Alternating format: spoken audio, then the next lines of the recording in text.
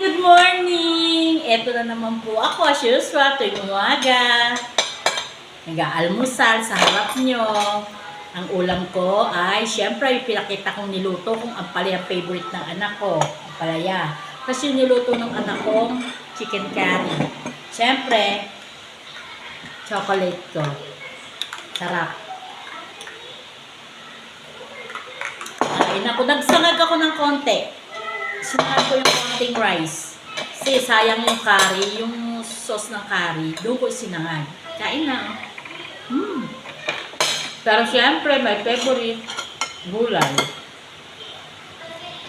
Nadaan ako ng bagong nayo. Naghatid ako sa anak ko sa school. Hindi ko pa naisipang bumili ng chicharong baboy. Masarap ang chicharong baboy dito sa Ampalaya rin. Dapat nakabili na ako. Nakalimutan ko. Kain. Nako. Talagang heavy breakfast ako pag umaga. Sobrang heavy. Siguro yung kinakain ko ngayong umaga parang kasama na yung lunch at saka dinner. Ganun ako kung kumain sa umaga. Sarap eh. Ito naman, may carrots. Tsaka, kasi magsasarsa ako, may ampalaya. Masarap yung ampalaya eh. Kain.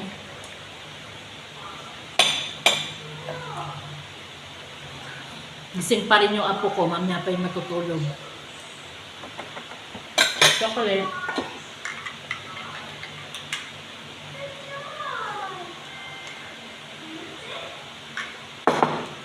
Sarap talaga ang ampalaya. Walang kapait-pait. Ganyan ako magluto ng ampalaya, hindi kapait.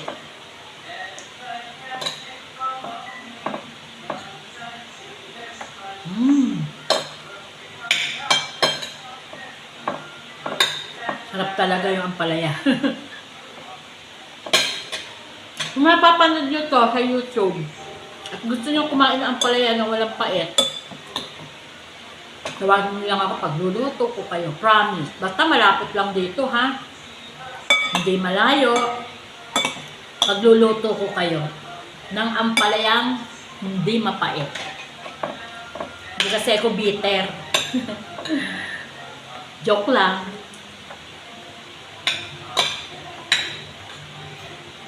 Ano po?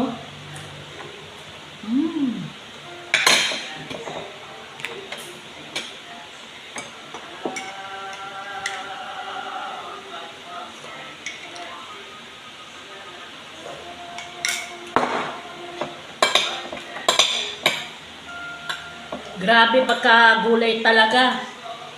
Grabe, pag gulay talaga, oh.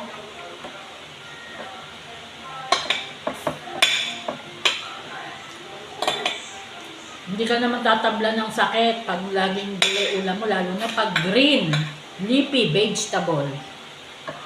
Basta mga green ang ulam mo, malakas ang katawan mo.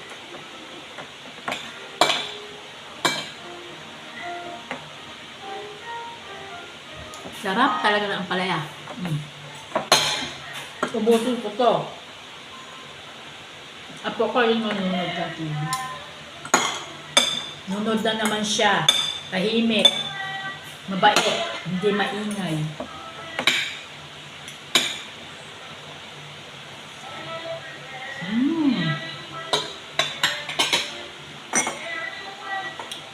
Masarap sa ampalaya. Maraming kamatis tsaka itlog.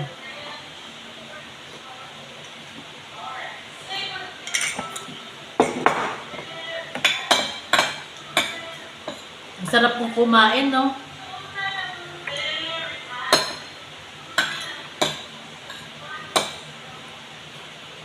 Sarap. Now, papaalam na naman ako. Kasi naubos mo na naman yung kanin ko. Nakakahiya naman, makikita pa sa yung pagkuha ko ulit ng pangalawang kanin. Heavy breakfast nga, di ba? Sabihin, marami. Marami kong ibe-breakfast ngayon nakakainin. Di ba? May ampalaya pa eh. Hanggang di naubos yung ampalaya, hindi ako titigil kumain.